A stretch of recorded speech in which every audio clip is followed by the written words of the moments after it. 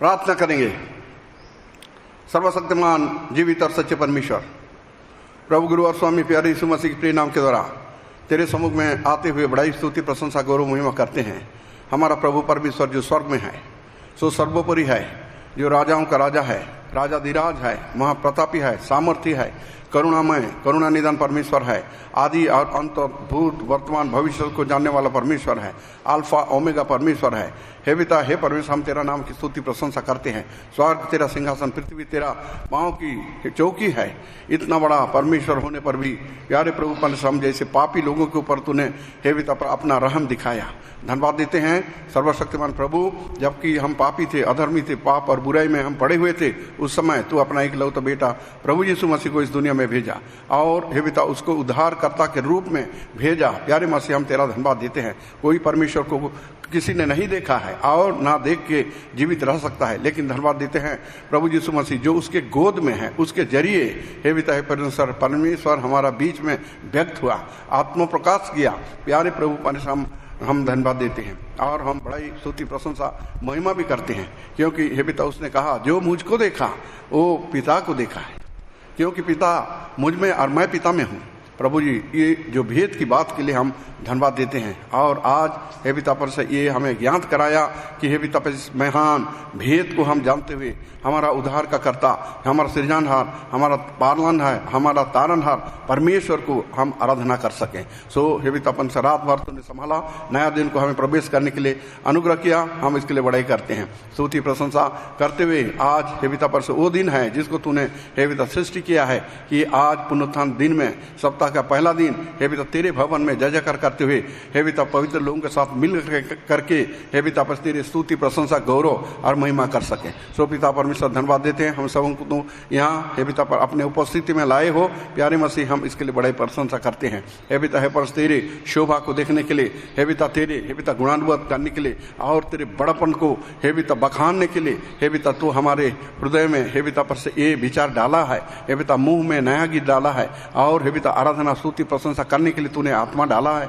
ये सारे बातों के लिए हम तेरा धन्यवाद देते हैं। सो इस समय हम तेरे पास आते हुए सारे उपकार और भलाई के लिए धन्यवाद देते हुए हे पिता जबकि हम आराधना हे पिता करने के लिए हे पिता आ चुके हैं, प्यारे प्रभु परमेश्वर तेरे भवन का चारों ओर हे पिता अपना स्वर्गदूत पहरा देते हुए हे पिता हे पंचना का शक्ति हे पिता पर से बांधे जाएं और तेरे लहू का छिड़काव हे पिता लेते हैं। प्रभु हमारा बीच में अपना उपस्थिति दीजिए और हे पिता हे परमेश्वर तू हमारा हृदय के अंदर हे पिता महिमित हो जाइए और हम तेरे सुंदर का को देखेंगे, तेरे महिमित रूप को हम देखते हुए हे पिता हम आराधना स्तुति प्रशंसा गौरव महिमा कर सकें और तू उसको आमीन कह के तू स्वीकार कर सको। सो सारे उपकार भलाई और कृपा और करुणा धन्यवाद तेरे चरणों में रखते हुए हे पिता अपन से जो भी हे पिता भाई लोग आ गए हे पिता अपन से धन्यवाद, बाकी जो आने वाले हैं उनको भी लाइए ताकि हम सब हे पिता मिल करके हे पिता मंडली में प्रभु की प्रशंसा करेंगे और हे पिता जय जयकार करेंगे। सो पिता परमेश्वर, इसलिए तो तू हमें मंडली में जोड़ दिया है हे पिता पर, ताकि हम तेरे गुणानुवाद कर सकें। सो सारे उपकार भलाए सारी कृपा और करुणा के लिए हम धन्यवाद देते हुए हे पिता हमारा बीच में तेरी उपस्थिति को दावा करते हैं। अंधकार शक्ति हे पिता पर हमारे बीच में से दूर हटे और हम बड़े प्रेम के साथ और भाई के साथ भक्ति के साथ और पवित्रता के साथ हमारा परमेश्वर जो है तमाम महिमान के दाहिने ओर बैठा है उसको हम देखते हुए उसको आराधना कर सकें और उसको महिमा मिले, यही हमारा प्रार्थना है। सो सारे उपकार और भलाई के लिए धन्यवाद देते हुए ये पिता सेवा को तेरे हाथ में सौंपते हैं। ये पिता अपन से अभी से लेकर के आखिरी तक तो हमें संभालिए और तेरे जलवा प्रकाश करिए, हमारा प्रार्थना है। अंधकार शक्ति ये पिता अपन ये हवा में उल्टते फिरते हैं और चलते फिरते हैं, उन सब हमारा विरुद्ध में हे पिता काम करने ना पाए। सो प्रभु पर समय के पाबंदी के अनुसार हे पिता हम तेरे आराधना स्तुति प्रशंसा करते हुए हे पिता तेरे महिमा करने के लिए हमें सहायता करी। सो सारे उपकार वाला के लिए धन्यवाद देते हुए हे पिता गीतों के द्वारा वचन के द्वारा हे पिता तो हमें बोलिए और हे पिता तो महिमित होइए, हमारा प्रार्थना है। सो सारे उपकार और भलाई कृपा और करुणा के लिए धन्यवाद देते हुए तेरे ओर ताकते हुए हमारा छोटा सा प्रार्थना हमारा मुक्तिदाता प्रभु गुरु और स्वामी प्यारे यीशु मसीह के प्रिय नाम से रखते हैं। दया से सुने और ग्रहण करें, आमीन।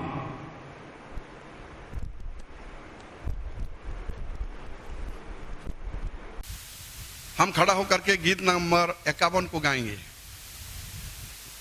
हेलो,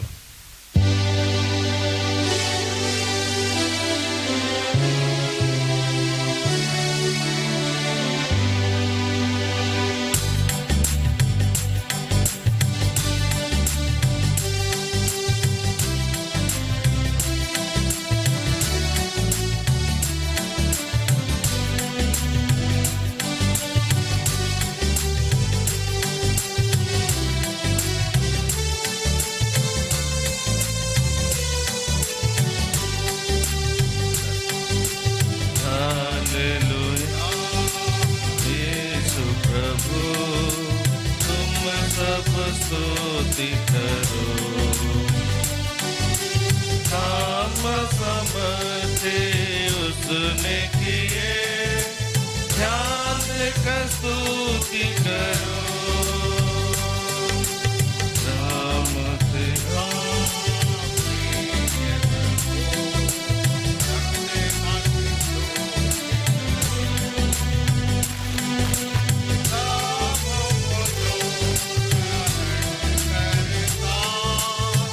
ईश्वर की स्तुति करो। राजाओं का राजा यीशु राजा, विश्व पर राज करता। हालेलुया हालेलुया, तू ईश्वर की स्तुति करो। सारंगिया वीणा के साथ प्रभु की स्तुति करो।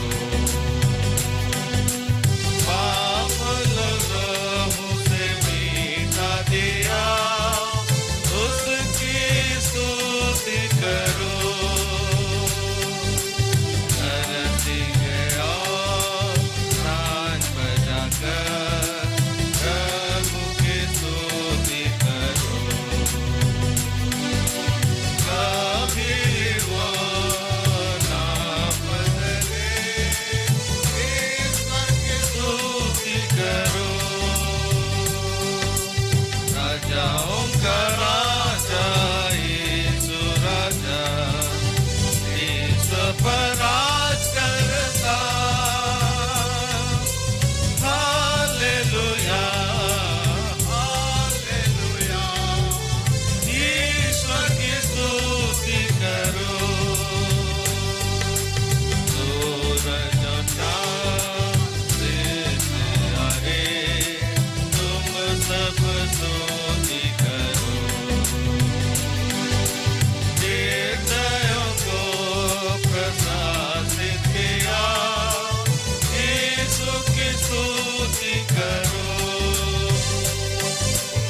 अग्नि ओले हिमको भरे, प्रभु की स्तुति करो। कठिन वेग तोड़ने वाला, उसकी स्तुति करो। राजाओं का राजा यीशु राजा, विश्व पर राज करता। हालेलुया हालेलुया, ईश्वर की स्तुति करो। ये जवानों और बालकों, ईश्वर की स्तुति करो। मौकर बल के लिए उसकी स्तुति करो। हे प्राचीनों और हाकिमों, यहोवा की स्तुति करो।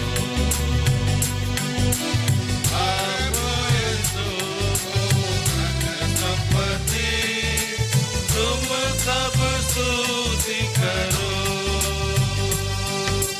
राजाओं का राजा यीशु राजा, विश्व पर राज करता। हालेलुया हालेलुया, ईश्वर की स्तुति करो। ऊपर के जल ईश्वर की स्तुति करो। आज्ञाकारी सर्वज्ञ जो तुम, उसकी स्तुति करो। ईश्वर दूत सारी सेना, ईश्वर की स्तुति करो।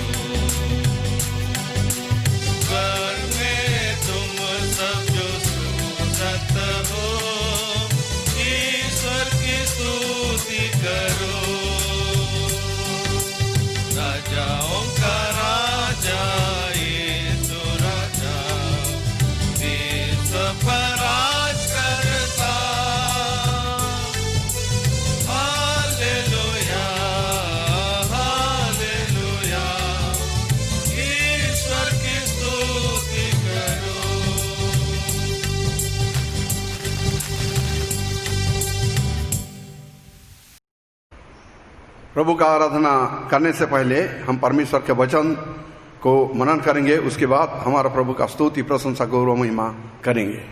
आइए हम वचन सुने।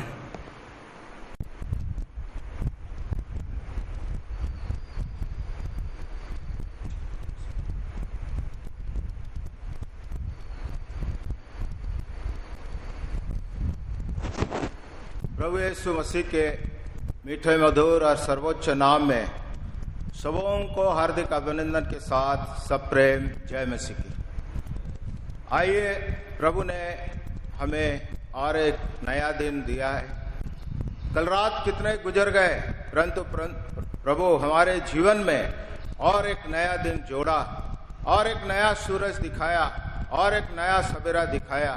इसलिए हम आभारी होकर उस महान परमेश्वर के स्तुति, बड़ाई और आराधना के लिए हम परमेश्वर के वचन से प्रेरणा के लिए देखेंगे। पहला इतिहास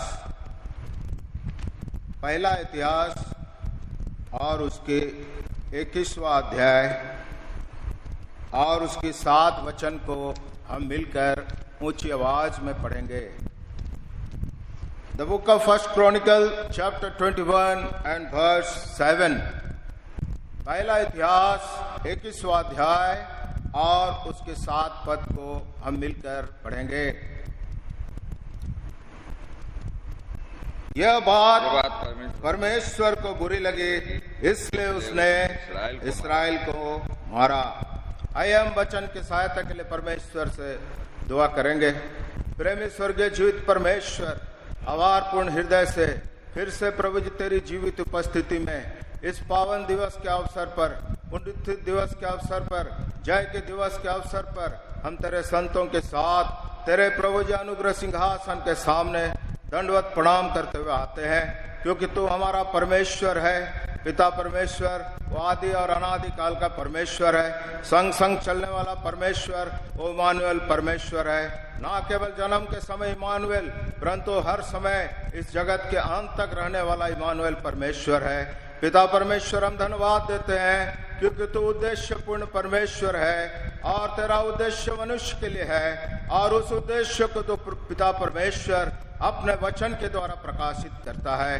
पिता परमेश्वर, ये वचन आपका है, पवित्र आत्मा द्वारा अंकित हुई है। ना केवल पवित्र आत्मा विभिन्न भक्त जनों को उभारा इस किताब को लिखने में, परंतु वचन कहता है ऐसा किताब में कि पवित्र आत्मा ने भिन्न भिन्न समय में भिन्न भिन्न खंडों को भिन्न भिन्न लोगों के द्वारा लिखी गई वो विभिन्न खंड को प्रभु जी तेरे आत्मा ने एकत्रित किया, और ये पुस्तक प्रभु जी हमें वरदान स्वरूप मिला।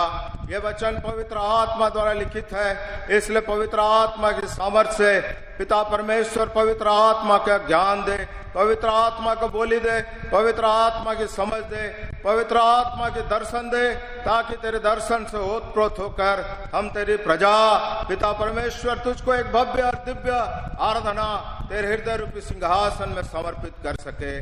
पिता परमेश्वर, सारी समय को आपका हाथ में सौंपते हैं। पिता परमेश्वर, वचन में बहुत ही दिलचस्प बातें अंकित है कि वो खोजा प्रभु जी आराधना के पश्चात आनंद के साथ प्रस्थान किए, और एक वचन कहता है ज्योतिषी प्रभु जी तुझको आराधना करने के पश्चात वे परिवर्तित मार्ग से चले गए।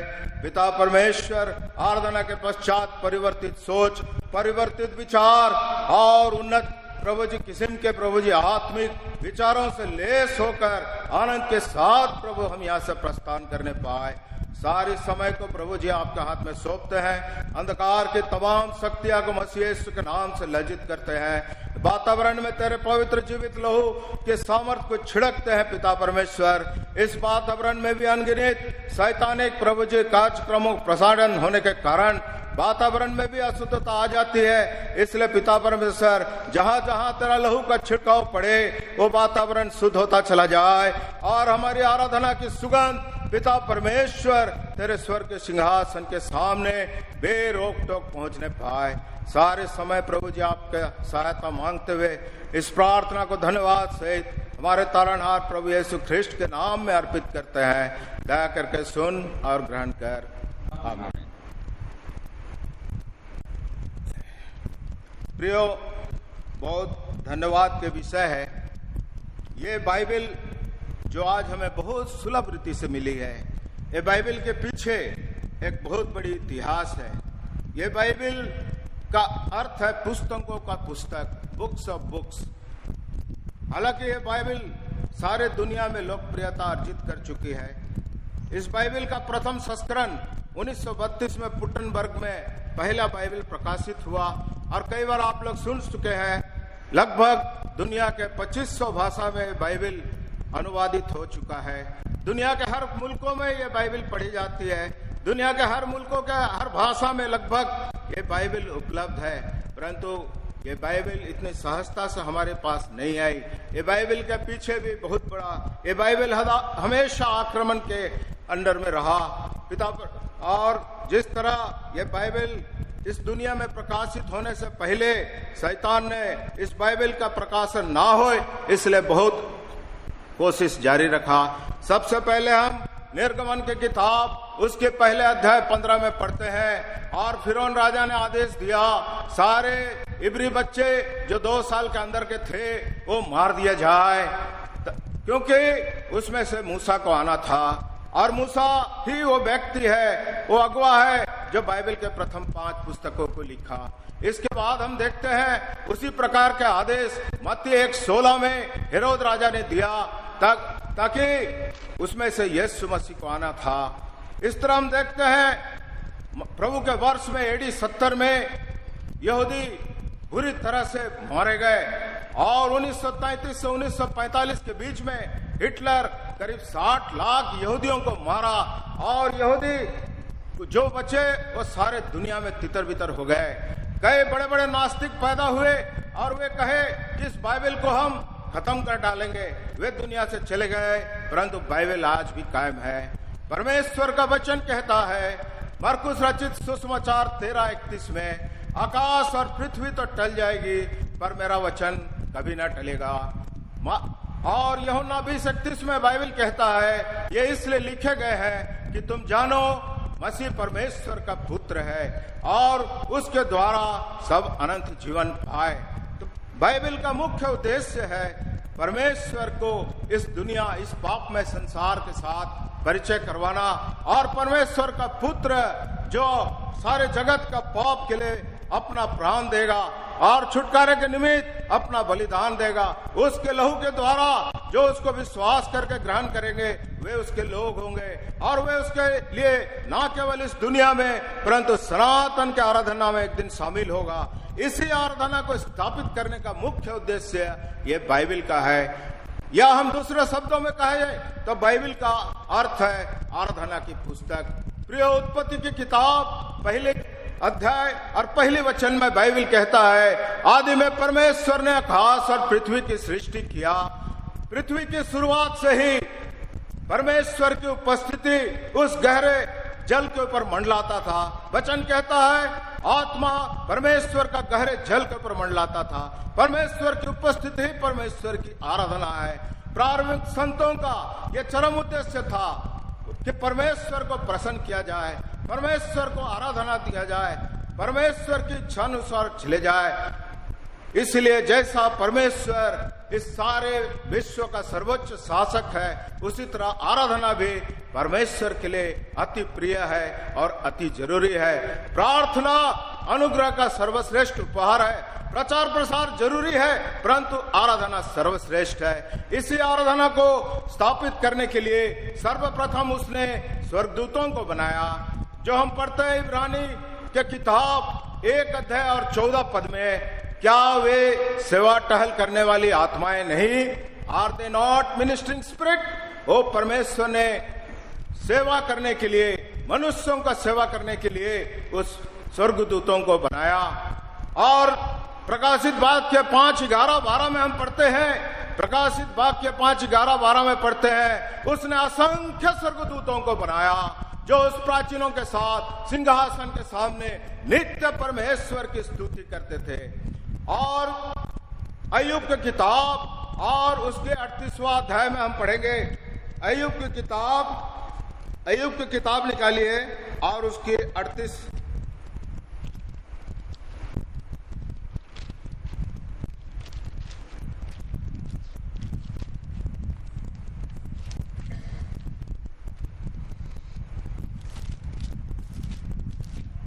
और उसका 7 वचन को पढ़ने का कृपा कीजिएगा। अय्यूब की किताब 38वां अध्याय और 7 पद को। जबकि भोर के तारे एक संग आनंद से गाते थे और परमेश्वर के सब पुत्र जय जयकार करते थे। हाँ, भोर के तारे का उपाधि किसको मिला? यसा 14:12 में हम पढ़ते हैं, लूसीफर को संबोधित करते हुए आत्मा कहता है, हे भोर के तारे तू किस तरह गिर पड़ा। ये भोर के तारे अर्थात लूसीफर वो गायक दल का शायद अगुवा था और उनके नेतृत्व में सारे स्वर्गदूत परमेश्वर की आराधना करते थे। और उस समय मनुष्य का सृष्टि नहीं हुई थी, इसलिए सारे स्वर्गदूत गण परमेश्वर का पुत्र हुआ करते थे। परंतु यशायाह 14:12 में हम देखते हैं कि उसको भी पढ़ लीजिएगा, यशायाह 14:12 को।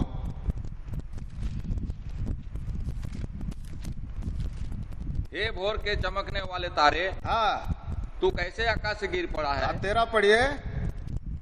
तू मन में कहता तो था, हाँ, मैं स्वर्ग पर चढ़ूंगा, मैं अपने सिंहासन को ईश्वर के तारागण से अधिक ऊंचा करूंगा और उत्तर दिशा की छोर पर सभा के पर्वत पर विराजूंगा। मैं मेघों से भी ऊंचे ऊंचे स्थानों के ऊपर चढ़ूंगा, मैं परम प्रधान के तुल्य हो जाऊंगा। हाँ, ये 5 बातें जो लूसीफर के मन में था, वो अपने आप को परमेश्वर का सिंहासन से ऊंचा सिंहासन करने मांगा, परमेश्वर के तुल्य हो जाने के मांगा। भाई यह अच्छी तरह समझ लीजिए कि ये स्वर्गदूत, स्वर्ग में बहुत सारा रेलम है, बहुत सारा भाग है। वे स्वर्ग में नहीं थे, स्वर्ग के एक भाग में थे और वहां से वे परमेश्वर की आराधना करते थे। परंतु असंख्य स्वर्गदूत जो परमेश्वर की आराधना करते थे, जिसको हम प्रकाशित वाक्य 5:11-12 में पाते हैं, उसमें से कुछ स्वर्गदूत ये लूसीफर के साथ हो लिए और उनके मन में घमंड आ गया और उसने कहा कि मैं परमेश्वर से ऊंचा अपना सिंहासन लगाऊंगा। इसलिए परमेश्वर क्या किया, उसको पृथ्वी पर गिरा दिया गया।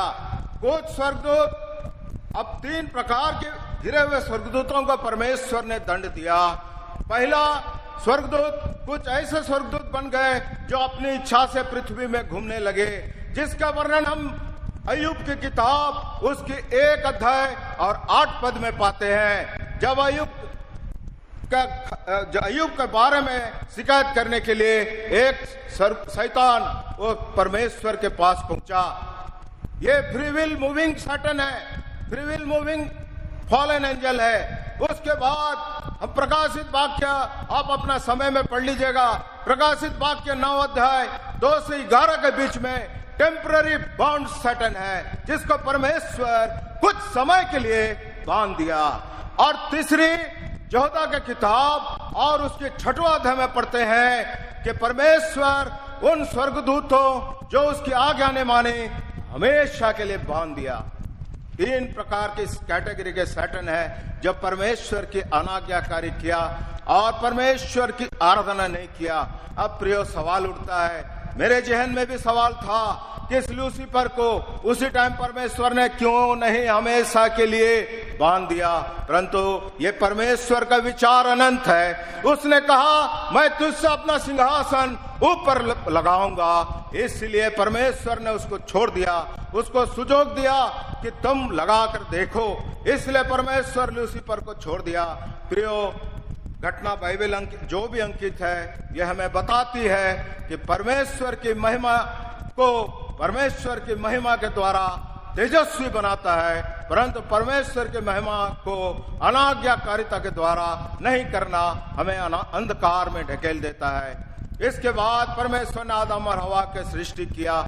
आदम और हवा वो परमेश्वर की उपस्थिति में थे, परमेश्वर की उपस्थिति में आनंद के वशीभूत थे, वे परमेश्वर से संगति करते थे। लेकिन जब उन्होंने शैतान की बात माना, हवा माना और उसके साथ आदम भी माना, वे अंधकार में ढकेल दिए गए, आदम के बगीचा से निकाल दिए गए, परमेश्वर की उपस्थिति निकाल दिए गए। याद रखिए, परमेश्वर की आराधना परमेश्वर की महिमा को तेजस्वी बनाता है।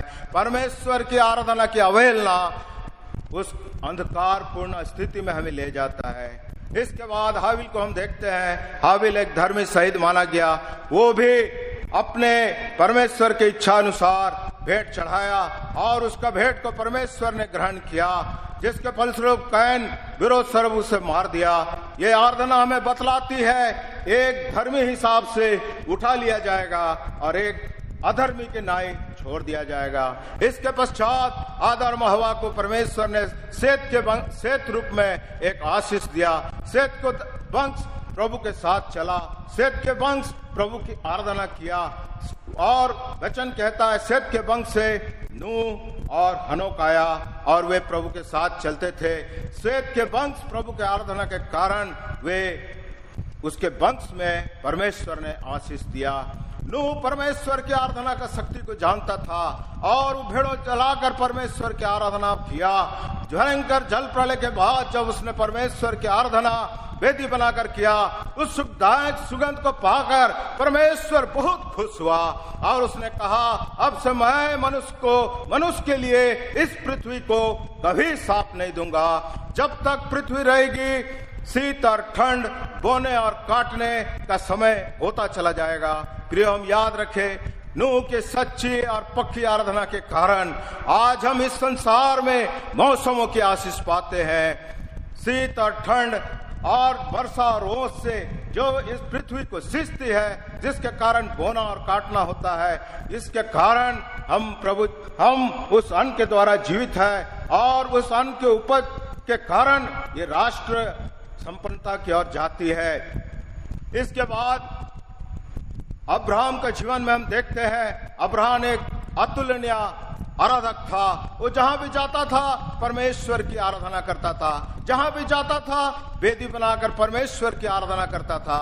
इसलिए परमेश्वर अब्राहम को अपना मित्र बनाया। परमेश्वर के सच्चे आराधक होने के कारण उसके वंश के द्वारा परमेश्वर ने सारे पृथ्वी को कुल को आशीषित किया और परमेश्वर का अंतरंग मित्र कहलाया। बाइबल में अब्राहम को एक विशेष दर्जा मिला। सच्चे आराधक होने के नाते परमेश्वर ने उसको 10 बार दर्शन दिया। कितने अजूब बात है, परमेश्वर का दर्शन पाना क्या ही बहुत ही बहुमूल्य बात है, कितना बहुत ही शुभ अवसर की बात है। अब्राहम के बाद इसहाक, वो भी एक आराधक था। वो परमेश्वर को विभिन्न रूप में देखता था। वो परमेश्वर को यहोवा स्वामी और सर्वशक्तिमान के रूप में मानता था और उसकी आराधना करता था। और उत्पत्ति की किताब 26 अध्याय में पढ़ते हैं उसकी सच्ची आराधना के कारण वो उसका शत्रु जो था वो आकर उससे मित्रता स्थापित किया और उसके साथ मित्रता स्थापित करने के बाद इसहाक को कहा कि तुम्हारा परमेश्वर धन्य है, सचमुच तुम्हारा परमेश्वर सत्य है। इस तरह सच्ची आराधना एक दुश्मन को भी हमारे साथ जोड़ देता है और वे भी परमेश्वर की महानता को जानते हैं। इसहाक के बाद याकूब, वो भी परमेश्वर के आराधक था और उसके वंश परमेश्वर के द्वारा आशीषित हुआ। उसके हर एक गोत्र में एक कुलपति बने और याकूब परमेश्वर की आराधना को जानता था, ना केवल जीवन भर परंतु मृत्यु के पल में। इब्रानी के किताब 11 और 21 में कहता है मृत्यु के पल में भी उसने लाठी का सहारा लेकर दंडवत किया और परमेश्वर की आराधना किया और उसी के नाम से इस्राएल का नाम हुआ। 1940 में इस्राएल राष्ट्र बना और आज भी प्रिय याद रखे परमेश्वर के आराधकों का नाम सारे दुनिया में बहुत ही इज्जत के साथ लिया जाता है। इसके बाद इस्राएल जो याकूब के वंश में आए, जिसको परमेश्वर ने इस्राएल का नाम दिया, उसको परमेश्वर ने मिस्र में से छुड़ाया क्योंकि मिस्र में वो आराधना नहीं कर सकते थे। उसको मिस्र के गुलामी से छुड़ाकर परमेश्वर बियावान जंगल में ले गए। वे परमेश्वर के जब आज्ञा मानते थे वो परमेश्वर की आराधना जंगल में करते थे। जंगल की कलिसिया में जब वो नहीं मानते थे परमेश्वर उसको दंड देता था। और वचन कहता है जब वे सोने के बछड़े को पूजने लगे 3000 इस्राएली उसी दिन मारे गए। मोआबी स्त्रियों के सुंदरता के पीछे जब इस्राएली चले गए 24,000 इस्राएली मारे गए। परमेश्वर की उपस्थिति उनके बीच में उसी समय रहती थी जब वे परमेश्वर का वचन को मानते थे, और जब नहीं मानते थे परमेश्वर की उपस्थिति उनके बीच से उड़ जाती थी। प्रियो, उसकी आज्ञा को मानना ही उसकी आराधना है। जब हम उसकी आज्ञा को मानते हैं उसकी उपस्थिति हमारे बीच में रहती है। इस्राएलियों के बाद उसके बाद परमेश्वर और दाऊद राजाओं के बीच में भी काम किया। विभिन्न राजा वे परमेश्वर को विभिन्न रूप से आराधना करते थे। विशेष रूप से जो परमेश्वर का आदर करते थे उसमें दाऊद का नाम आगे है। दाऊद परमेश्वर की आराधना में लीन रहता था। वो एक सच्चा आराधक था। वो सियोन का परमेश्वर की उपासना करता था। वो आराधना का क्रम को सूचीबद्ध किया, और दाऊद के समय ही पहला इतिहास में पढ़ते हैं कि जो बाचा का संदूक छूट गया था, शाऊल ने अपना राजत्व काल में नहीं लाया, दाऊद उसको अपना राजधानी में वापस लाया और परमेश्वर की आराधना को फिर से व्यवस्थित ढंग से चालू किया। इसलिए परमेश्वर उससे बहुत ही प्रसन्न होकर कहा, ये मेरे मन के अनुसार की व्यक्ति है।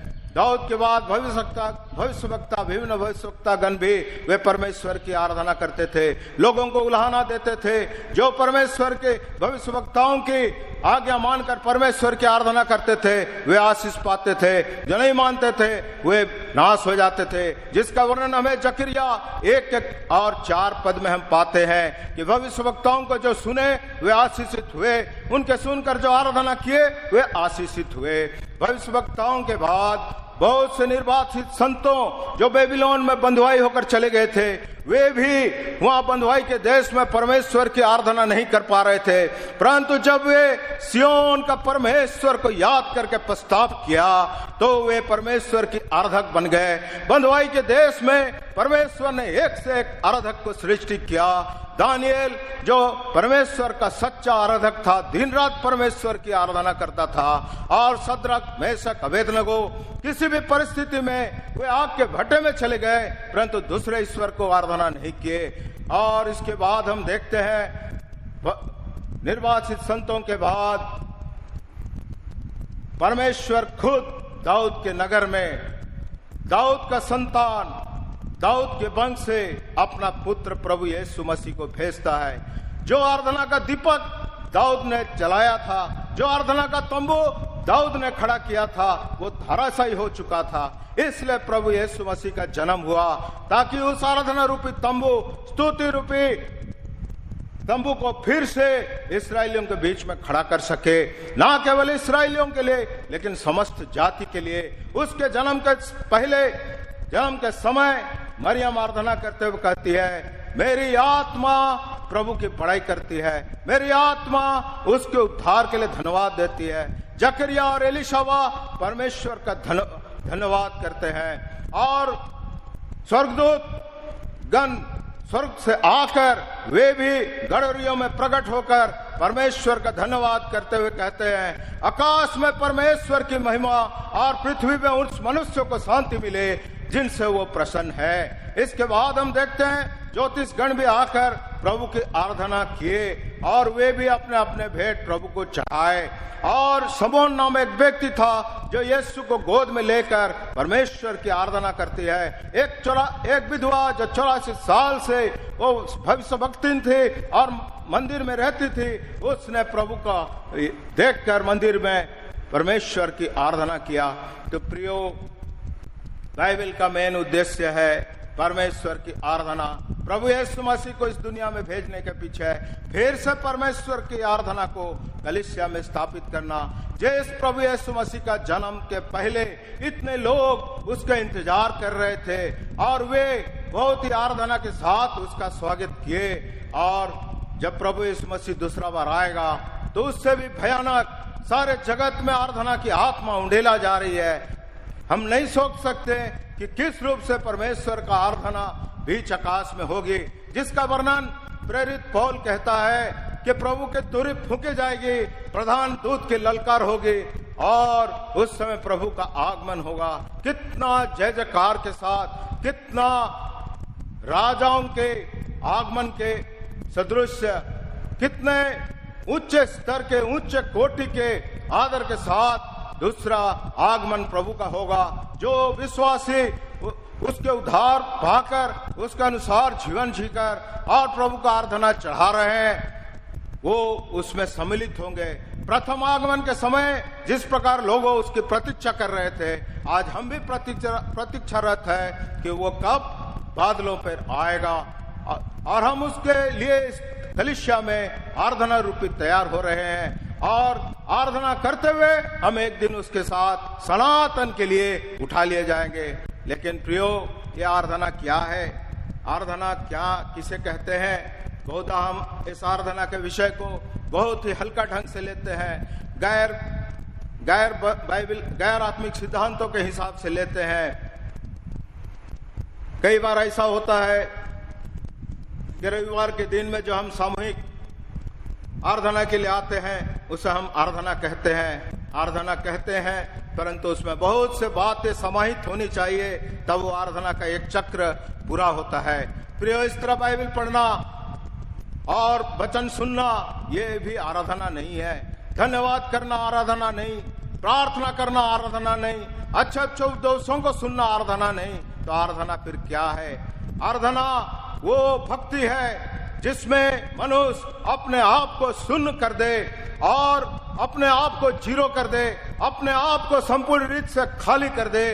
प्रार्थना में मनुष्य अपने चीजों की मांग लेकर उसका हृदय भरा रहता है। धन्यवाद में मनुष्य का हृदय परमेश्वर की आशीषों से भरा रहता है, परंतु आराधना वो चीज है जिसमें स्वयं परमेश्वर हमारे हृदय को पूरा कब्जा किया रहता है।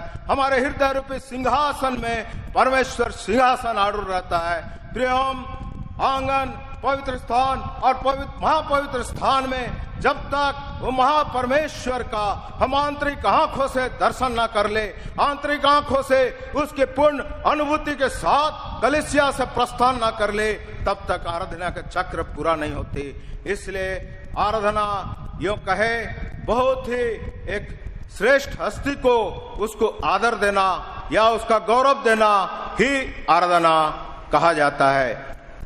और I can say worship is an highest form of reverence a man or any created being can render unto God. Or worship is a definite act where a soul is bowing before Lord God Almighty, His Creator, in adoring contemplative, rejective of oneself, rejective of himself, अपने आप को reject करते हुए, अपने आप को नम्र करते हुए, अपने आप को दीन करते हुए परमेश्वर की महानता की सारे झांकी उसके हृदय में स्थापित करके परमेश्वर को आराधना करना ही आराधना है। इसके विपरीत यदि नेगेटिव थॉट्स और नकारात्मक विचारे, हमारी सेल्फ की बातें यदि हमारे हृदय में स्थापित है और हम परमेश्वर के कलीसिया में आते हैं और परमेश्वर की आराधना करते हैं, वो आराधना परमेश्वर को ग्रहण योग्य नहीं ठहरता, जिसका वर्णन हम पहला इतिहास और उसका 21 अध्याय में पढ़ते हैं। पहला इतिहास 21 का 7 को और एक बार पढ़िए।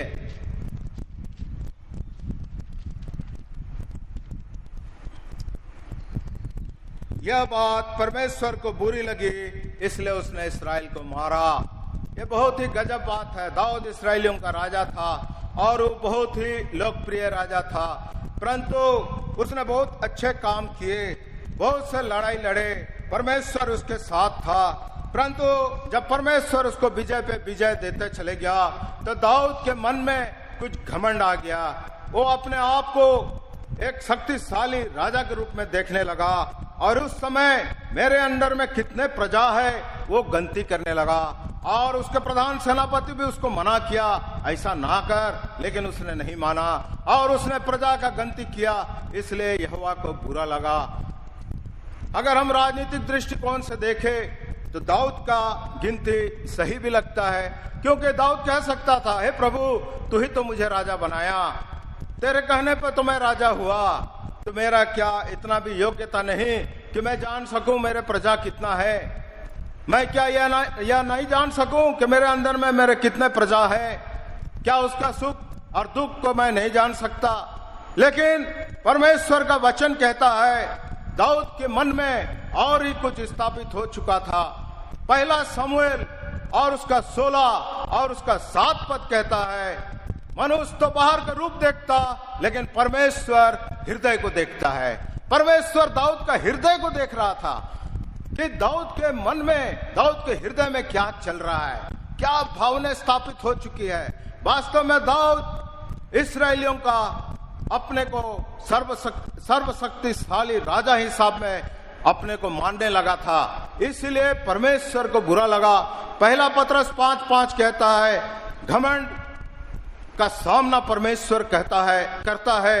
और नीतिवचन 16:7 कहता है, गिरने का पहले घमंड आता है। घमंड बहुत खराब चीज है। ये घमंड ना केवल हमें सारी आत्मिक बातों से दूर करता, परंतु मनुष्य को दूर, परमेश्वर ही हमारा शत्रु बन जाता।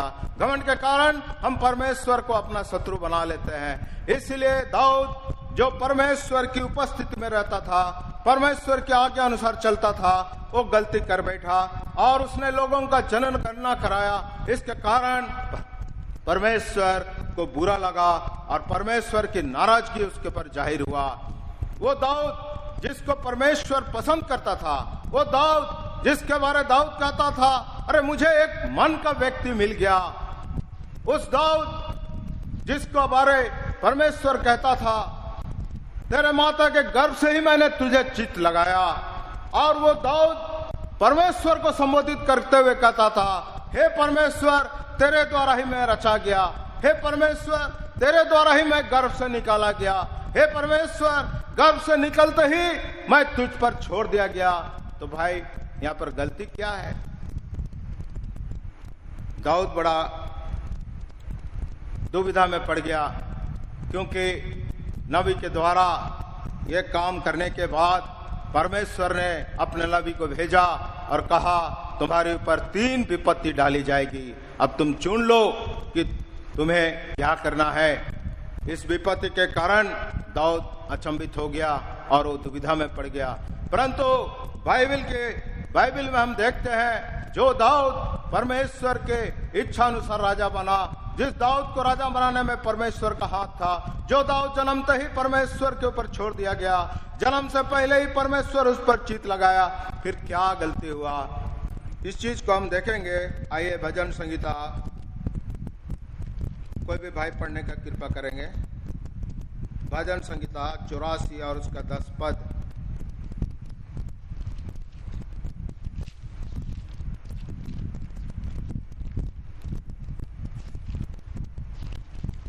भजन संगीता 84 और उसका 10।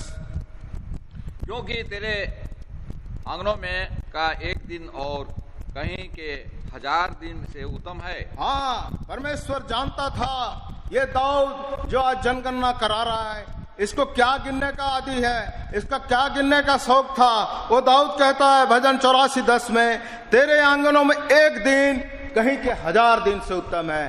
प्रभु के भवन के आंगनों के दिन को गुनता था, प्रभु के भवन की लालसा उसके हृदय में समाहित रहती थी। वो कहता है, तेरे आंगनों की लालसा मुझे मूर्छित करती है। वो परमेश्वर की भवन की लालसा करता था और परमेश्वर के भवन में बिताए हुए पलों, उसके आंगनों में बिताए हुए पलों को स्मरण करके परमेश्वर का धन्यवाद देता था और कहता है, एक दिन कहीं के 1000 दिन से उत्तम है। और आज वही दाऊद जो परमेश्वर के भवन में परमेश्वर के दिनों को गिनता था, आज जनगणना करने निकल गया, इसलिए परमेश्वर नाराज हुआ।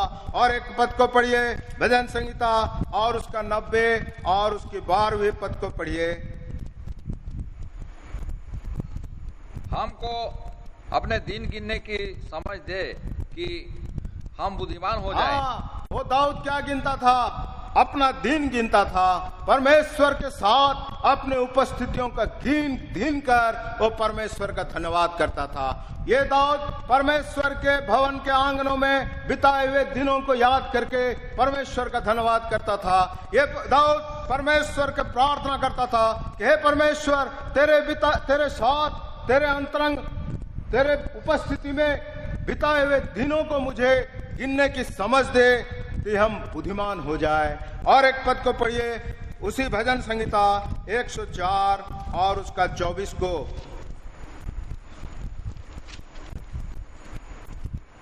हे यहोवा, तेरे काम अनगिनत है।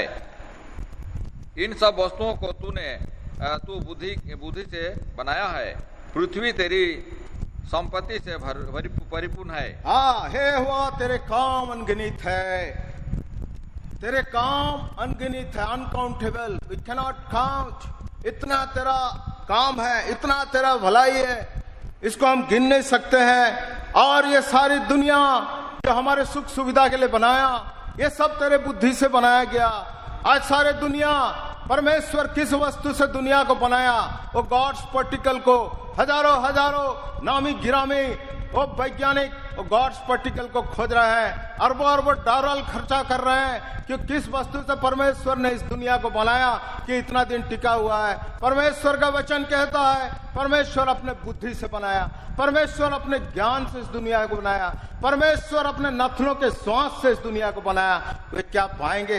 कभी नहीं पाएंगे। परमेश्वर किस चीज से वो खोजते रह जाएंगे लेकिन कभी नहीं पाएंगे। और यहाँ दाऊद कहता है, वो दाऊद जो परमेश्वर की आंगनों में बिताए हुए दिनों के लिए परमेश्वर की आराधना करता था, वो दाऊद जो परमेश्वर के साथ अपने बिताए हुए दिनों के लिए आराधना करता था, वो दाऊद जो परमेश्वर का अनगिनत कामों, अनगिनत भलाई को याद करके उसके बुद्धि, पराक्रम, गौरव के लिए आराधना करता था।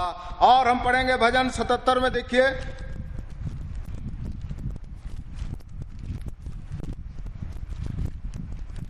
भजन 77 और उसके 11 अध्याय और 11 पद। भजन 77, Psalm 77 and verse 11। मैं यहाँ के बड़े कामों की चर्चा करूंगा, निश्चय मैं तेरे प्राचीन काल वाले अद्भुत कामों का स्मरण करूंगा। मैं यहाँ के बड़े बड़े कामों की चर्चा करूंगा, प्राचीन काल वाले अद्भुत कामों को स्मरण करूंगा। अब दाऊद क्या गिनता था और किस लिए परमेश्वर को बुरा लगा, अभी आप समझ गए होंगे। ये दाऊद परमेश्वर की भवन में आंगनों के साथ चिपका रहता था, परमेश्वर के संगति के साथ अपना दिनों को गिनता था, परमेश्वर के अनगिनत कामों को गिनता था। ये दाऊद परमेश्वर के बड़े बड़े कामों की चर्चा करता था और प्राचीन काल से वर्तमान तक परमेश्वर की सारी आश्चर्य कर्म को वर्णन करता था। और यही दाऊद जब अपनी महिमा, अपने गौरव के लिए, अपने उपलब्धि को गिनती करने के लिए, अपने संपर्कों को गिनती करने के लिए जब उठ बैठा तो परमेश्वर को नाराजगी लगी। इसलिए परमेश्वर ने उसे दंड स्वरूप 3 दंड का उसको प्रावधान दिया। और दाऊद ने देखा, दाऊद एक बुद्धिजीवी था, वो परमेश्वर के इच्छा को जानता था। दाऊद ने देखा कि 3 दंड में 2 दंड में हम मनुष्य के हाथ में और 1 में परमेश्वर के हाथ में रहेंगे, इसलिए उसने परमेश्वर का हाथ में दंड भोगने के लिए चुना। और उसने जानता था मेरा पुरखा नूह जब भयंकर जल प्रलय हुआ परमेश्वर ने उसको बचाया, और लूत जब सदोम अमोरा जला दी गई परमेश्वर ने उसका हाथ पकड़ कर निकाला। इसलिए वो दाऊद जान गया 3 विपत्ति जो परमेश्वर ने उसके ऊपर भेजा था। और 3 विपत्ति को पढ़ लीजिए। पहला इतिहास 21 का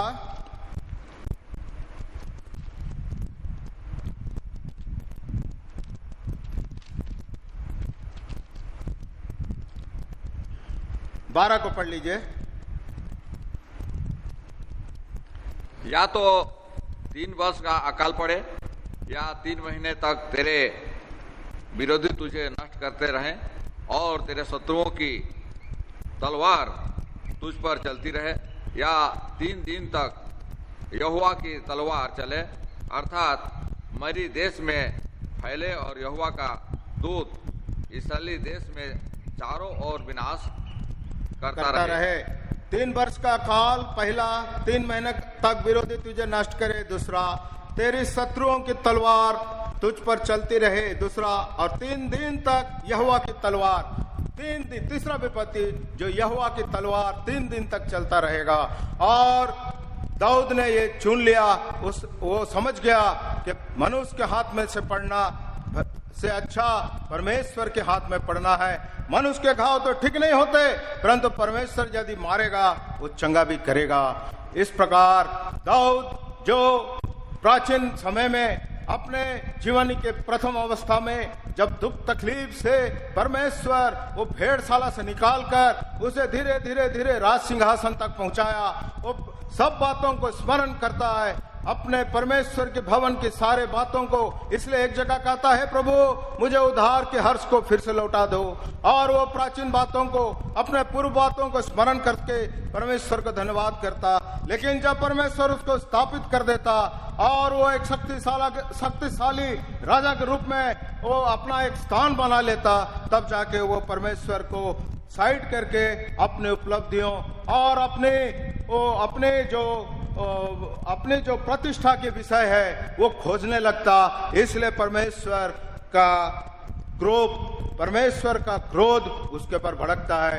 हम लोग 12 में पढ़ते हैं, एक धनी व्यक्ति था जिसने बहुत उपज होने के कारण वो कहता है, हम पुराने बकरिया को तोड़ डालेंगे और नया बकरिया बनाएंगे और अपने प्राण से कहेंगे, हे प्राण तेरे लिए बरसों तक अनाज है, खा पी चैन से रहा। उस धनी व्यक्ति ने अपने फसलों की उपज को गिना, उपलब्धियों को गिना, लेकिन उसी रात परमेश्वर का वचन उसके पास आया, हे मनुष्य यदि आज तेरा प्राण तुझसे ले लिया जाए तो क्या लाभ। इसी तरह के हम देखते हैं यशायाह 38 अध्याय में हिजकिय्याह राजा बहुत शक्तिशाली राजा था, प्रभु के आदर भय करने वाला राजा था, प्रभु उसको बहुत उन्नत भी किया। लेकिन जब पढ़ते हैं कि प्रभु जब उसको एक असाध्य रोग से पीड़ित किया तब वो बेचैन उठा, लेकिन उसने एक धैर्य पूर्वक बुद्धिमत्ता कार्य किया। उसने राज कर्मचारी से सलाह लेने के बजाय वो जाकर एक कमरा में बंद होकर परमेश्वर के सामने घुटना टेक कर अपने किए हुए कामों का वर्णन किया, और परमेश्वर उसकी प्रार्थना से संतुष्ट होकर उसकी आयु 15 साल तक बढ़ा दी। लेकिन जब पड़ोस के एक राजा को पता हुई कि हिजकिय्याह तो मरने पे था, वो कैसे बच गया, उसने अपने दूत को भेजा, जाकर पता करो हिजकिय्याह कैसे बच गया। और जब वे दूत बेबीलोन से आए और हिजकिय्याह के बारे में जांच पड़ताल किए और हिजकिय्याह से पूछा गया कि भाई तुम तो मरने पे था, कैसे चंगा हो गया।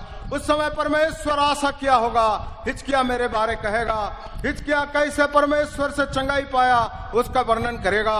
लेकिन बड़ी दुर्भाग्य की बात है, पवित्र आत्मा अंकित करता है, हिजकिय्याह ने अपने राजभवन के सारे भंडारों को जो उसने इकट्ठा किया था, सारे सोना और चांदी, ना केवल उसने परंतु उसके पूर्वजों ने भी जो इकट्ठा किया था उसको दिखाया। और इसलिए परमेश्वर अपने नबी यशायाह को भेजा और उससे कहा, जो भी चांदी सोना और जो भी तेरे भंडार में है तूने जमा किया है और तेरे पूर्वजों ने जमा किया, वो सब क्या इस नगर के बच्चे और स्त्रियां सब बेबीलोन बंधवाई होकर चले जाएंगे। कितना बड़ा दंड। जो हिजकिय्याह परमेश्वर के सामर्थ्य को प्रकट करना था, वो अपना उपलब्धियों की गिनती वो दिखाने लगा, इसलिए परमेश्वर नाराज हुआ। अब्राहम को परमेश्वर पहाड़ की चोटी पे बुलाया और कहा, हे अब्राहम गिन लो इस तारे को। अब्राहम ने कहा, प्रभु मैं नहीं गिन सकता। इसलिए परमेश्वर ने अब्राहम को आशीषित किया और उसके द्वारा सारे कुल को आशीषित किया। इस तरह उसका भतीजा को हम देखते हैं, लूत को, उसने जब यर्दन की तराई को देखा, उसने बहुत सारे बातों को अपना मन में सोचा, बहुत सारे बातों को अपना मन में गिनती करने लगा। कितनी सिंचाई वाली जगह है, कितने पानी सहज से मिलने वाली जगह है, यहाँ हम बहुत तरक्की करेंगे, बहुत उपज होगा, भेड़ बकरियों के लिए भी चारा मिलेगा और मैं अब्राहम से धनी हो जाऊंगा। ये सब बातों को गिनती करके उसने प्रभु का दास, प्रभु का भक्त अब्राहम का साथ छोड़ने के लिए राजी हो गया और सदम और अमोरा में बस गया। और कुछ समय पश्चात हम देखते हैं परमेश्वर का कोप सदोम और अमोरा पे भड़का और सदोम और अमोरा नाश हो गया। प्रियो, आज हम किस चीज की गिनती करते हैं? हम याद करें, प्रभु हमें मंडली में लाया, मंडली में रोपा, हमारी क्या योजना थी, हमारी क्या अवस्था थी, हमारे मन में क्या चल रहा था, हम नौकरी रोजगार के चक्कर में कहां कहां भटक रहे थे, हम किस उद्देश्य में कहां कहां घूम रहे थे। परंतु परमेश्वर ने अपने समय में अपने आत्मा के द्वारा, अपने मेल का सुसमाचार से हमारे हृदय को, जो अंधकार रूपी हृदय को प्रकाशित किया और उसके संगत में लाया, उसके आराधनालय में लाया और अच्छी सामरी के नाई हमारे जख्मी घाव जो पाप के कारण हुआ था उसको मालम पट्टी किया, चंगाई दिया। हम परमेश्वर की सेवा शुश्रूषा पाकर आनंदित हुए, आत्मिक रूप से ताजो तारा हुए, हम हृष्ट पुष्ट हुए। परमेश्वर की आराधना खुशी खुशी के साथ करते थे, परमेश्वर की मंडली में खुशी खुशी के साथ आते थे, चुन चुन कर गीत गाते थे, चुन चुन कर गवाही देते थे। परंतु आज क्या हुआ कि हम उस लय में और उस क्रम में जिस तरह हम आराधना की सेवा में सम्मिलित होते थे, आज उसमें बहुत घटी कमी पाया जाता है। प्रियो, मुझे एक घटना याद आता है। प्राचीन चीन के लोगों ने उत्तर दिशा से आक्रमण होने के लिए चीन का एक दीवार बनाया, आप लोग को मालूम है, और दुनिया के 7 आश्चर्य क्रम में वो एक है। उत्तर दिशा से वो आक्रमण को रोकने के लिए उसने 1500 फीट लंबा, 40 फीट चौड़ा, 50 फीट ऊंचा एक दीवार को खड़ा किया, जो आज भी चांद से लोग देखते हैं। लेकिन इतिहास बताती है कि कुछ ही वर्षों के अंदर चीन में अनेक बार आक्रमण हुआ। आक्रमण इसलिए हुआ कि चीन के पहरेदार घूस लेकर दरवाजा को खोल दिए और शत्रु की सेना धड़धड़ाते हुए अंदर चली आई। जिस चीन के शासकों ने अरबों रुपया खर्चा किया, उस चीन के शासकों ने पहरेदारों को सुधारने के लिए शायद ही सोचा होगा। प्रिय, जब हम चीन की दीवार के बारे में सोचते हैं और एक दीवार हमें याद आता है जिसका वर्णन अभी सारे न्यूज़पेपर्स में आ रहे थे। जब अमेरिका ने बाहर से आने वाले लोगों के लिए वीजा का प्रावधान को कड़ा किया, तब ईरान के राष्ट्रपति ने अमेरिका के राष्ट्रपति को चेताया कि बर्लिन की दीवार फिर मत खड़ा करो। प्रियो, पूर्वी और पश्चिमी जर्मनी के लोगों ने उस बर्लिन की दीवार जो बीच में बाधक रूप में खड़ा था उसको ढा दिया। एक एक ईंट को पूर्वी और पश्चिमी देश के लोगों ने ले गया। वे बोले कि दीवार के कारण हम भाई और भाई मिल नहीं पा रहे हैं, इसलिए उसने एक एक ईंट को उठाकर ले गया और पूर्वी और पश्चिम जर्मनी एकीकृत हो गया। प्रियो, आज भी परमेश्वर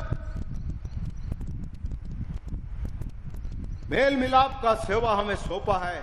बेशक चांद से भी चीन की दीवार देखा जा सकता है, परंतु परमेश्वर स्वर्ग से उस बर्लिन की दीवार को देखता है, जिस दीवार की एक एक ईंट को ईस्ट जर्मनी और वेस्ट जर्मनी के लोग ले गए और वे आपस में मिल गए। प्रियो, आज बहुत सी दीवार हमने खड़ा करके रखे, कलिसिया के बीच दीवार, भाई भाइयों के बीच दीवार, सेवा के बीच दीवार। क्या हम उस चीन का दीवार बनना चाहेंगे या बर्लिन की दीवार? परमेश्वर का वचन कहता है, जितनों ने उसे ग्रहण किया उसने उसे परमेश्वर का संतान होने का अधिकार दिया। इतना ही नहीं कहता, इससे भी आगे कहता है, धन्य वे हैं जो मेल मिलाप कराते हैं, वे परमेश्वर के पुत्र कहलाएंगे। प्रियो, परमेश्वर ने मनुष्य और परमेश्वर के बीच में जो दीवार था उसको गिरा दिया और मेल मिलाप की सेवा हमें सौंप दी है। इसलिए पहला कुरिन्थी में कहता है, आओ हम ऊंचे विचार, ऊंचे ऊंचे सोच, ऊंची ऊंची भावनाएं जब परमेश्वर के विरोध में खड़ी होती है उसको ढा दे, क्योंकि परमेश्वर ने दीवार को ढाकर हमें मेल मिलाप की सेवा दिया है, मेल मिलाप और एकता की सेवा दिया है। और मेल मिलाप के बिना हम परमेश्वर की आराधना नहीं कर सकते। इब्रानी के किताब, माफ कीजिएगा, निर्गमन किताब और उसकी 4 अध्याय 12 पद में कहता है, जब मूसा को परमेश्वर ने इस्राएलियों के बीच में भेज रहा था, मूसा जाने से मना कर रहा था। मूसा ने कहा, है प्रभु मैं बोल नहीं सकता। परमेश्वर ने कहा, जा, मैं तेरे साथ रहूंगा, मैं तेरे मुंह में तेरे बोली डालूंगा। तब मूसा ने गया और हारून से कहा, परमेश्वर ऐसा कहता है कि मेरे द्वारा, हम लोगों के द्वारा मिस्रियों से इस्राएलियों को छुटकारा देगा। और वचन कहता है, जब मूसा इस्राएलियों के सभा के सामने उपस्थित होकर सारी बातों को बताया, कि परमेश्वर की ये योजना है, परमेश्वर की ये आज्ञा है। परमेश्वर हमें दासत्व से छुटकारा देकर अपने सनातन योजना में ले चलेगा। वचन कहता है निर्गमन 4:12 में वे एकत्रित हुए, एक मन होकर एक आवाज में परमेश्वर की आराधना किया। और निर्गमन की किताब और एक अध्याय में जब मूसा होरेब पर्वत में था, परमेश्वर उसकी उपस्थिति के सामने होकर चला और मूसा को दरार के बीच में रख दिया, क्योंकि भयानक ज्योति के सामने मूसा ठहर नहीं सकता था। और यहोवा प्रचार करते हुए जब चला, पिछले हफ्ता हम आराधना में देख रहे थे ये वचन को, जब यहोवा प्रचार करते हुए चला, मैं दयालु करुणामय 1000 वर्ष तक करुणा करने वाला हूं, तब मूसा ने झुककर परमेश्वर का दंडवत किया। प्रियो, हम अकेले रहे चाहे झुंड में रहे, पहली योग्यता मेल मिलाप के साथ, एकता के साथ, एक मन के साथ यदि हम परमेश्वर का आराधना ऊंचे मन से, ऊंचे शब्दों से, मन की एकता, हृदय की एकता के साथ करते हैं, वो आराधना परमेश्वर को ग्रहण योग्य ठहरता है।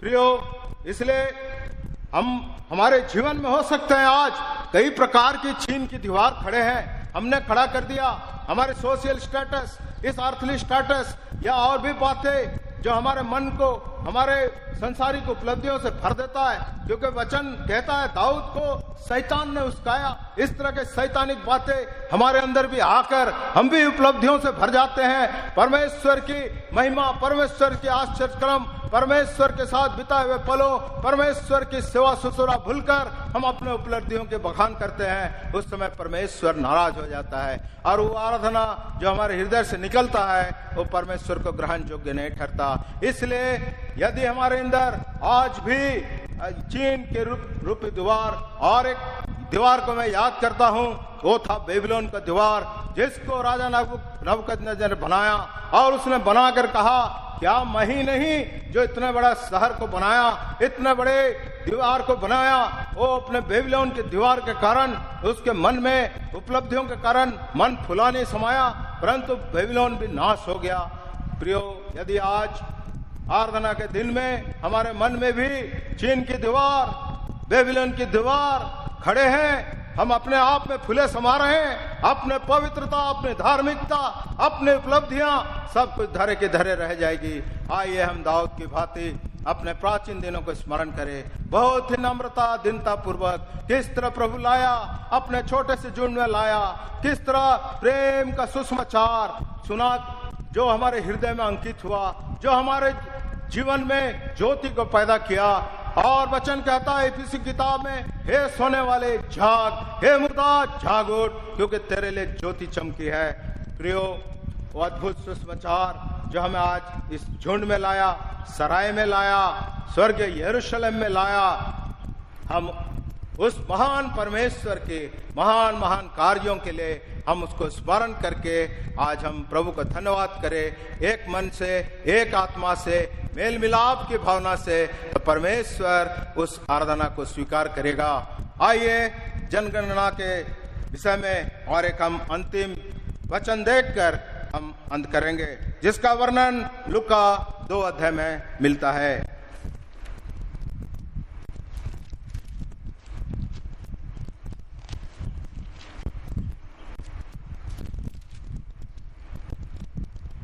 एक से पढ़ने का कष्ट कीजिएगा। लूका 2:1 से पढ़िए।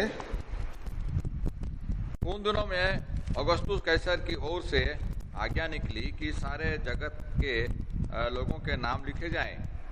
यह पहली नाम लिखाई उस समय हुई जब बिरबनियुस सीरिया का हकीम था। सब लोग नाम लिखवाने के लिए अपने अपने नगर को गए। अतः यूसुफ भी, इसलिए कि वह दाऊद के घराने और वंश का था, गलील के नासरत नगर से यहूदिया में दाऊद के नगर बैतलहम को गया कि अपनी मंगेतर मरियम के साथ जो गर्भवती थी नाम लिखवाए। उनके वहाँ रहते हुए उसके जन्ने के दिन पूरे हुए और वह अपना पहलौठा पुत्र यानी और उसे कपड़े में लपेट करके चरनी में रखा, क्योंकि उनके लिए सराय में जगह न थी। हाँ, ये प्रभु यीशु मसीह के जन्म के समय एक जनगणना हुई, और लूका 2:2 कहता है ये पहली नाम लिखाई हुई, पहली जनगणना हुई। अभी हमें पहला इतिहास 21 अध्याय में एक जनगणना देख चुके। मिस्री सभ्यता और मेसोपोटामिया सभ्यता, मिस्री के टाइम में जब इस्राएली रहते थे वहां भी एक जनगणना हुई है। लेकिन ये पहली जनगणना बाइबल इसलिए लिखती है कि दुनिया के सब लोगों के नाम अपने मूल पिता के घर के रजिस्टर में लिखा जाए, कोई भी वंचित ना रहे। सब लोग अपना नाम लिखवाने के लिए कहां गए? अपने मूल पिता के नगर को गए। और यूसुफ भी हम अपने मंगेतर को लेकर दाऊद के नगर बेतलहम को गया, ताकि अपने और सबों का नाम दाऊद के नगर में अंकित किया जाए, रजिस्टर में लिखा जाए। और बहुत संजोग की घटना है, जिस समय दुनिया के लोग अपने अपने मूल पिता के घर में अपने नाम लिखाने के लिए जा रहे थे, उसी समय स्वर्ग का परमेश्वर अपना बेटा को इस दुनिया में भेजा, ताकि जो कोई इस पर विश्वास करे, जो उसके ऊपर ईमान लाए, उसका नाम स्वर्ग के पुस्तक में लिखे जाए, स्वर्ग के जीवन के पुस्तक में लिखे जाए। प्रकाशित वाक्य कहता है जिस किसी का नाम वहां नहीं मिला वह आग के झील में डाल दिए गए। इसलिए पिता परमेश्वर उसी समय अपना पुत्र को इस दुनिया में भेजा कि सब जो उसका पुत्र, उसका बेटा के ऊपर ईमान लाए, उसका नाम जीवन की पुस्तक में लिखा जाए। और वचन कहता है यूसुफ दाऊद के नगर बेतलहम को गया, और वचन कहता है साथ में बहुत भीड़ था। उसके पत्नी के लिए बच्चा जन्म करने के लिए भी उसे स्थान नहीं मिला, सराय में भी जगह नहीं था।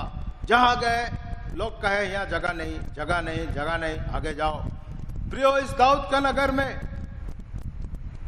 धक्का धुक्की, हरेक प्रकार की तकलीफें, कोई नहीं चाहता कि यीशु उसका घर में जन्म ले, सब चाहता चले जाए, चले जाए। इसी समय परमेश्वर अपना पुत्र को भेजा, ताकि जो उसके पर विश्वास करे उसका नाम ना केवल इस दुनिया के रजिस्टर में, परंतु वहां के रजिस्टर, स्वर्ग के रजिस्टर में अंकित किया जाए, और वो नाम कभी भी ना कटे। बेतलहम में प्रभु यीशु मसीह का जन्म होना बड़ा बात नहीं था। जन्म होने का मेन अभिप्राय था कि दुनिया के हर मुल्क के लोगों के अंदर प्रभु यीशु मसीह का जन्म हो, प्रभु यीशु को वह उद्धारकर्ता रूप में स्वीकार करे, क्योंकि यही बालक आगे चलकर पहले से उसके लिए भविष्यवाणी हो चुकी थी।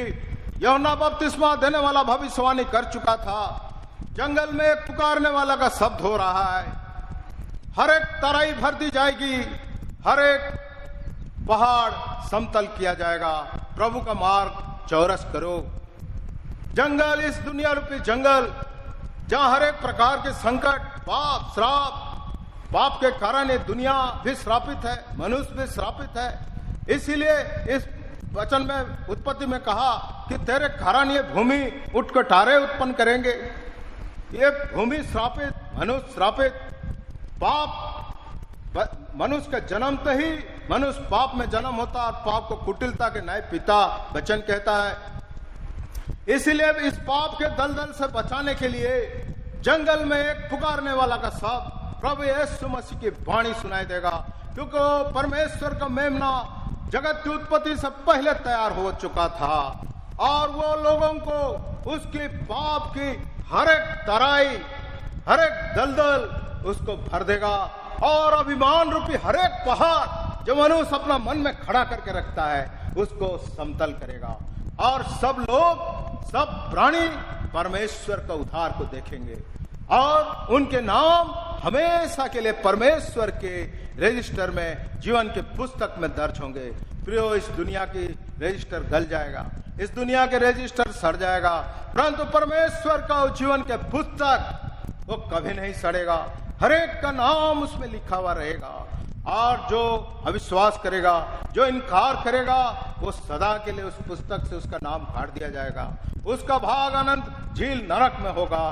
परंतु जो विश्वास किए, उसको अपना हृदय में राजा के रूप में स्वीकार किए, इस दाऊद का नगर में, इस यूसुफ के मूल पिता दाऊद के नगर में धक्का है, धुक्की है, छल है, प्रपंच है, हर एक प्रकार की मुसीबत है, जगह नहीं।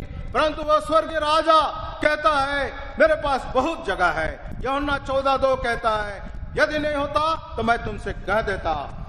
मत्ती 28:18 कहता है स्वर्ग और पृथ्वी का सारा अधिकार मेरे हाथ में है।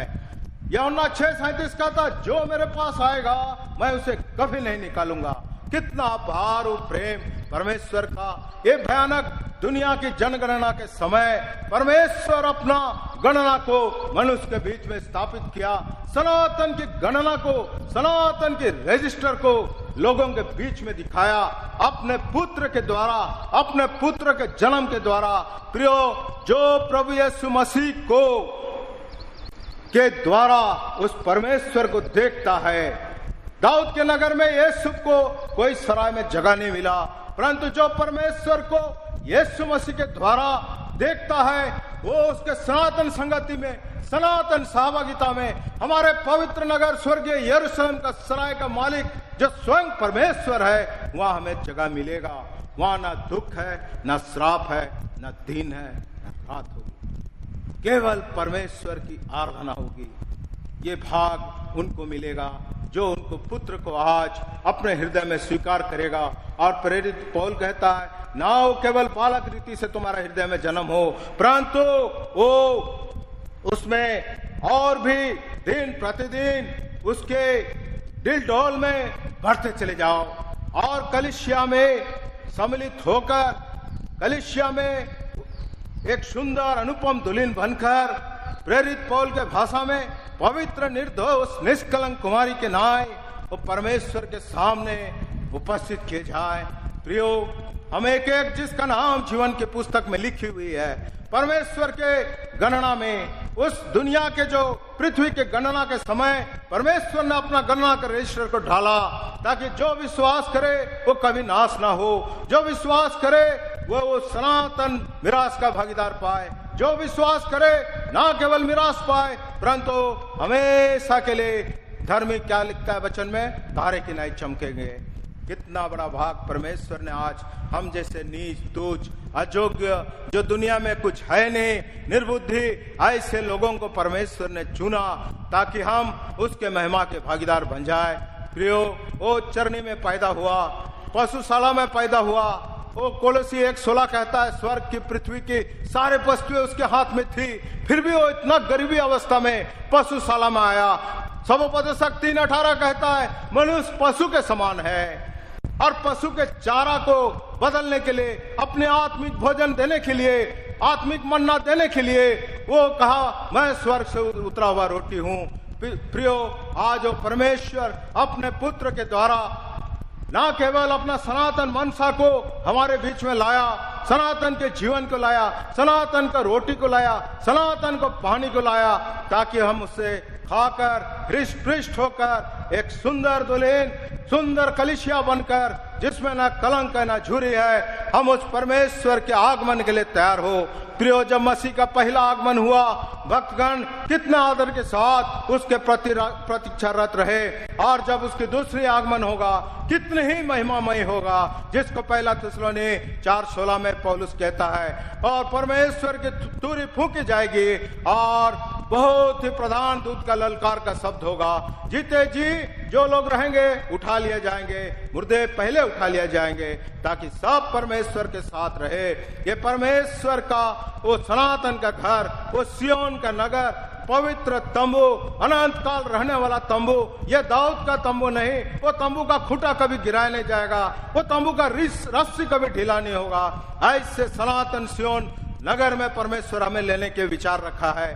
प्रियो, क्या हम जाने के लिए तैयार है? यदि हम तैयार हैं तो प्रियो, उन पवित्र जनों के नाय जिन्होंने पहला आगमन के समय पवित्रता के साथ उसकी आराधना करते हुए पाए गए। हम भी प्रियो उसकी आराधना करते हुए कलीसिया में उसकी आराधना रत रहकर उस पवित्र महिमामय आगमन की बाट जो है, और इस समय अपने जीवन के प्रारंभिक बातों को प्रभु किस तरह हमें लाया, कितने बड़े बड़े काम किया, उसके आश्चर्य कर्म को गणना करके कितने भलाइयाँ उसने की, कितने बार उसने एक्सीडेंट से बचाया, कितने बार हमारे बीमारी रूपी बिस्तर को उल्टा पुल्टा किया, भयानक भयानक आश्चर्य कर्म उसने किया और आज तक जिंदा रखा है। उसने अपना प्रतिज्ञा को पूरा किया, वो विश्वास योग्य रहा, मैं तुम्हारे संग रहूंगा। तो इमानुएल परमेश्वर जो जिंदा दुनिया में आने के पहले भी इमानुएल और जाने के बाद भी इमानुएल, और अंतिम प्रतिज्ञा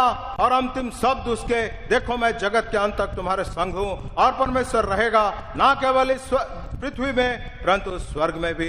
ऐसा महान परमेश्वर को क्या हम आराधना नहीं देंगे? आइए हम दिल खोलकर परमेश्वर को अपने अपने हृदय के नाप के अनुसार उसको आराधना चढ़ाएंगे। पाप का भार उठाने आया मसीह जग में, पाप का भार उठाने आया मसीह जग में, पापियों के सब पाप मिटाने, पापियों के सब पाप मिटाने, जीवन सनातन दिया, हृदय भेंट चढ़ाए प्रभु को स्तुति प्रशंसा करें। हम सब संत मिलकर हृदय भेंट चढ़ाए प्रभु को स्तुति प्रशंसा करें। हम सब संत मिलकर प्रार्थना। आइए वचन के लिए हम प्रार्थना करेंगे। हमारे प्रभु हमारे परमेश्वर, धन्यवाद देते हैं। हे परमेश्वर, मनुष्य कितना भी स्तुति प्रशंसा आराधना करे वो काफी नहीं। तेरे वचन हे पिता हे परमेश्वर तेरे आराधना करता है, तेरे बारे में तेरे बड़े बड़े कामों को वर्णन करता है, तेरे महानता को वर्णन करता है, तेरे महिमा की वर्णन करता है, तेरे हे पिता अपने सनातन का विचारों को भी वर्णन करता है। अपने वचन से तूने हे पिता हमें कहा है, अपने वचन से हमें उस्काया है। प्रभु हम तेरा धन्यवाद देते हैं। हमारे अंदर तू आराधना का आत्मा डाला, वचन हम सुने हैं उसी मुताबिक हे पिता हे पर अपने आप को निरीक्षण करते हुए परमेश्वर के बड़े बड़े कामों को और परमेश्वर का सनातन से जो हमें चुना है, स्वर्ग बुलावा से बुलाया है, पवित्र बुलावा से हमें बुलावाया है। हे परमेश्वर हम बड़ाई करते हैं। हे पिता परमेश्वर स्तुति प्रशंसा करते हुए इस समय जब हम आराधना करते हैं हमारा बीच में हे पिता तूने आराधना का माहौल दिया है और हमारे अंतरात्मा से बात किया है। धन्यवाद देते हैं प्रभु जी। आप हे पिता परमेश्वर स्तुति प्रशंसा करने के लिए सहायता करिए और हे पिता तेरे नाम की महिमा हो, मंडली में प्रभु की प्रशंसा हो, यही हम चाहते हैं। सो अब तक तूने सहायता किया, ये सारी बातों के लिए धन्यवाद देते हुए छोटा सा प्रार्थना धन्यवाद के साथ वचन के लिए हमारा मुक्तिदाता प्रभु गुरु और स्वामी प्यारे यीशु मसीह की प्रिय नाम के रखते हैं। दया सुने और ग्रहण करिए। आमीन। आइए हम झुक करके प्रभु के सामने दंडवत करें और प्रभु का महिमा करें।